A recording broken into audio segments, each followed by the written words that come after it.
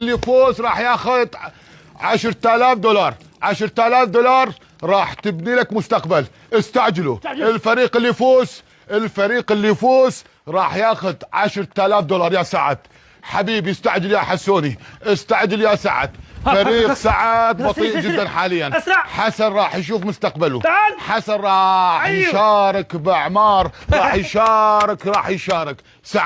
سعد انت قاعد ببيتك تعيش اذا فزت، راح تسوي لك مشروع استثمار عماير، ايش ما تريد راح تسوي. انت قاعد ببيتك راح تعيش باقي حياتك. ايش يراد لك؟ سرعه، يراد لك سرعه وتركيز. الحياه يراد لها سرعه وتركيز. الانسان البطيء راح يعيش مدل، راح يعيش باهانه طول حياته. استعجلوا يا حبايب، استعجلوا يا حبايب. احسن ما ظلك بطيء. استعجل راح تفوز.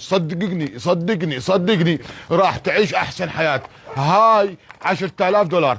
10000 دولار راح تفوز. 10000 دولار راح تفوز. يلا حسن راح تظل بالبلوكات وبالرمل طول حياتك، مبين عليك.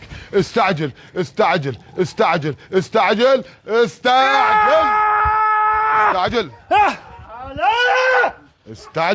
حبيبي الحياة ما تمشي بالاعصاب، الحياة تمشي بالشغل. الحياة قلنا لك سرعة وتركيز. ما تصيح راح تظلك طول حياتك عامل. واذا تعصبت باكر الصبح راح تلقي لك تشيل لك بلوك ورمل. ما تعصبت مشكلتك خسرت لصوتك. ما تعرف شلون تستمر بالحياة.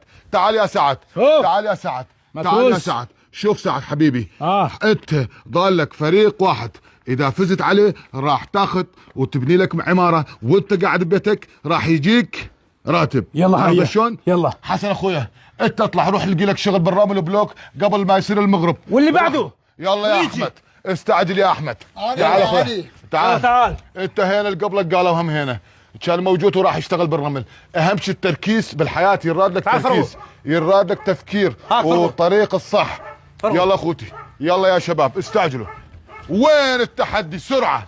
سرعه يا سعد. فزت راح تاخذ 10000 دولار. احمد فزت راح تصعد على النهايه. اذا ما تفوز حالك حال سعد طول حياتك راح تضل عامل، لان تفكيرك راح يطلع غلط. اللي يفكر صح واللي يمشي صح بالحياه راح ينجح وراح يشوف مستقبله. هو شاب يكون عنده مستقبل، يكون عنده شغل، يعني بنايه تبني لك بيت واستثمار وبكل شيء تقدر تشتغل. بس اهم شيء يكون تمشي على سكه الصح بالحياه. سعد سريع، سعد مبين عليك راح تاخذ وراح تعيش مرتاح.